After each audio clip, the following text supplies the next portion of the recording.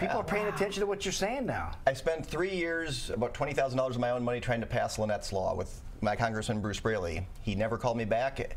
Everybody said you should have done it a different way. I've tried it every way to get domestic violence awareness, prevention, and funding, and it just hasn't happened. And it's going to happen now. Can you tell a little bit about the story with your sister Lynette? Yeah, what is this all about here? You bet. My sister was trying to leave a bad marriage, a relationship of 20 years. She had known her husband since kindergarten, and I gave her advice on a Friday night to leave when he was gone on Monday. And she said, Bob, he is already premeditated. He's going to murder me. He said he would kill the entire family if he tried to help me. He did on Monday. And so he didn't go to work. He waited till she tried to leave, and he had tortured her, murdered her, and dismembered her, and they found her across state lines in Michigan. He had done a dry run the night before, so he premeditated using the internet how to commit the crime, which I consider interstate. He then went across state lines to get away with the perfect crime. Only because my father had done a missing persons report on that June or July 1st, they were able to link it together with the part of Lynette that they found at a McDonald's garbage dump.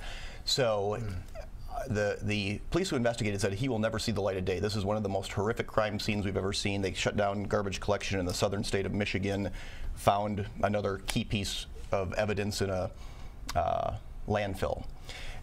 So my Lynette's Law is so simple. It's the simplest law ever written. It's 2 sentences. If you use the internet, think about Casey Anthony, to premeditate a murder, that would be a federal crime.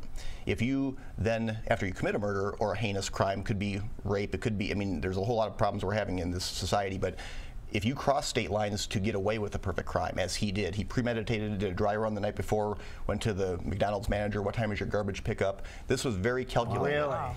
And again, he did get away with a perfect crime because he served a year in jail for the dismemberment. He served less than 10 years for the actual crime of murder because they didn't have enough evidence to convict him. People don't understand this. If they read my book, Life 101, I forgave Tom, and that lifted a great weight from me after 12 years of the hell my family went through. I sent him a letter of forgiveness, and I hope that he got help and that he would someday help me have other people deal with this issue of domestic violence and why you don't want to have so much control over somebody. And I've tried everything in my power to get that message out, and it's a message that falls on deaf ears. That's why I use Mr. Bentley, my cute little Pomeranian, because you need a spokespuppy that's cute to talk about a tough subject.